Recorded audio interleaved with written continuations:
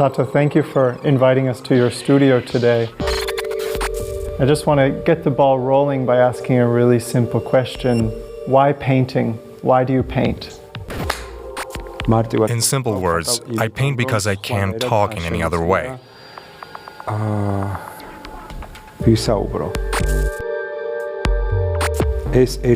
me, this is the only and most powerful way of expressing myself.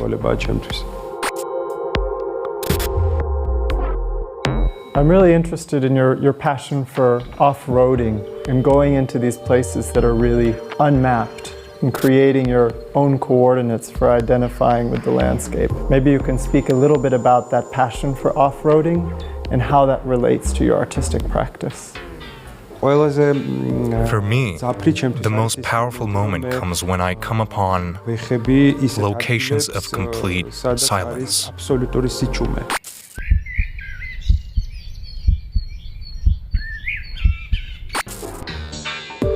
Locations where one can hear only the sounds of nature, where I also come across animals. Naturally, these places are also associated with fear. The element I like to interact with. In my works, contact with nature is needed as visual material, nothing more. I never try to recreate an image of a specific location or region. My journey is not about the discovery of places that I would afterwards paint.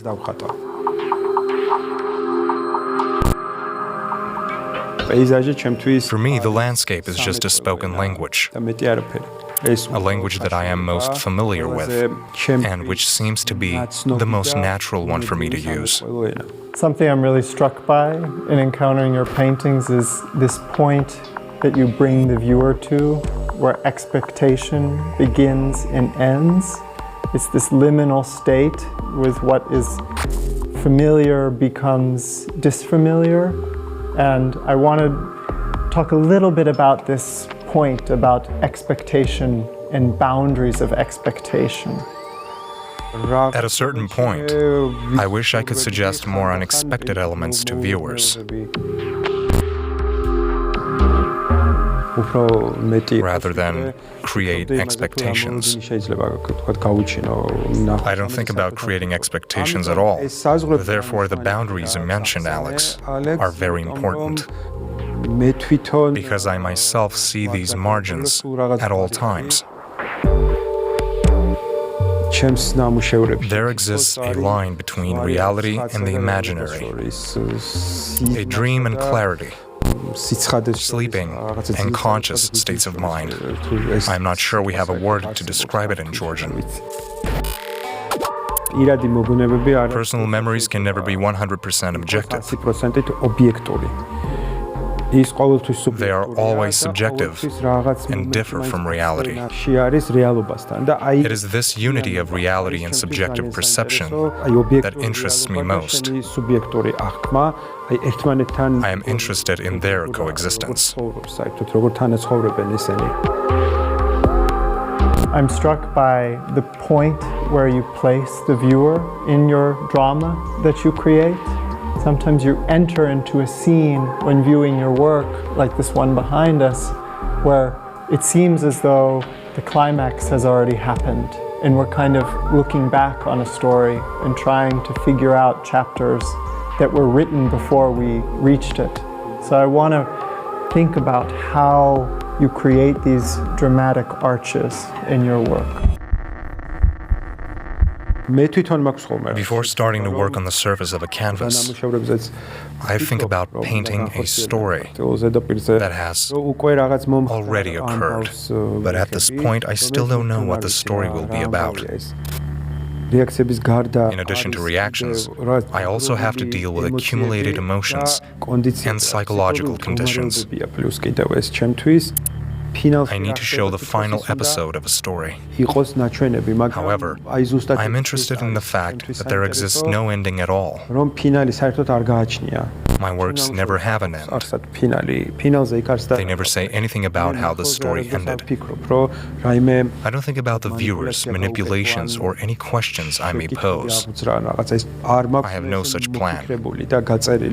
I don't do anything to trigger the maximum number of questions. During the working process, I try to be closer to and communicate with myself. An image on a surface is the result of this process. I would say that this is more about an enigmatic situation rather than a disturbing uncertainty. It is not part of a bigger uncertainty that may cause anxiety. It is mystery that is important to me, the vague state of a work. I want to speak about the role of perspective in your paintings, as well as the viewer's proximity to the scenes they are encountering. At times when I see your paintings, it's as if I'm seeing it through some sort of telescope, that I'm seeing it from afar, but I'm being drawn in. And then sometimes through a microscope, so I'm seeing real extreme details. You have an incredible control over this proximity question. This happens in a natural way or beyond my control, so I don't even notice it during the working process. I can't exist without space.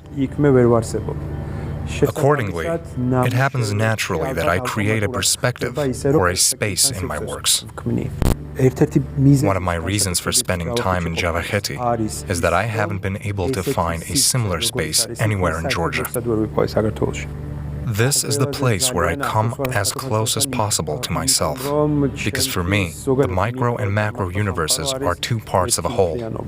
I want to speak about the role of black in your paintings, which appears quite frequently as frames and as almost floods that fill the canvas. I'm really struck by this idea of black as a portal, or black as a void that you get to wake up from. Can you speak a little bit about why you're drawn to that shade in particular? For me, black is not a color. It does not exist. It's an infinite space that can be entered, a space where you can exist. For me, this color is so light and ethereal that it is impossible to show it. That's why I do something quite the opposite and use thick layers. I don't want to say that there is a resemblance, but I'm reminded of Ishiko's paintings and iconography, where the light is so overwhelming, divine, airy, and related to white that it needs to be painted in black. If black is a foundation in a lot of your paintings, red also plays a large role. And when you look across your portfolio, you encounter red as sort of a red flag, or a caution, or warning. Firstly, I would like to point out that in my paintings, red is never the color of blood, or a symbol of blood. I have been asked many times if a red spatter or spots in my works represent blood. I never show blood in my works. For me, red is the color that can show contrast in the best possible way. I never know beforehand where I might specifically place red in my painting. I am just following my intuition. I imagine a very sharp object that will cut your hand if you touch it. I think something that I'm struck by when I view your paintings is that I almost feel the reaction on my skin. It makes my skin kind of tingle or tickle. It sends a shiver down your spine often. I want to talk about the senses that are stimulated in viewing your work. There's a sense that when encountering one of your paintings, the climate in the room changes. I'll say it for the first time, but I fully agree with you. If I don't feel the work with my skin, it is doomed to be destroyed. One of the real privileges of doing this conversation in your studio is that we get to see the objects that you surround yourself with when you are creating your work. It's a real privilege to see these talismans and possessions that you decide to keep you company when you're working. I noticed that you have a shell on the shelf over there that maybe came from a beach or something like this. I love this idea that when you bring a shell to your ear, you can hear the sea. I often get a sense when I view your paintings that when I get closer to the canvas, the painting starts to speak or have sound somehow, and that by drawing ourselves closer in, we're joining that conversation somehow. Music that resembles sounds and that does not have a melody one can sing is very important to me.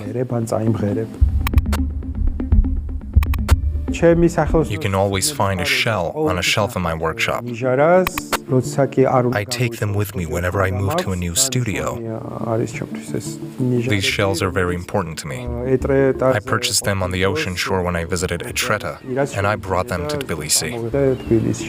I want to ask a more conceptual question about the artist as collector and about how you surround yourself with these objects and you accumulate these objects over the course of your travel and of course of your journeys that you take. The things that you surround yourself with have a really palpable aura. They evoke a sentiment, they evoke a history, they evoke a narrative that you have inherited. I want to speak a little bit about this mentality of collecting. I'm very much interested in stories, in history in general, and in observations, watching different psychological states and feelings. They all belong to one large notion of collecting. I believe that from among the objects a person collects during his entire lifetime, nothing will get lost deliberately or accidentally. They become part of this person, since there exist no emotions, no time or events torn out of context.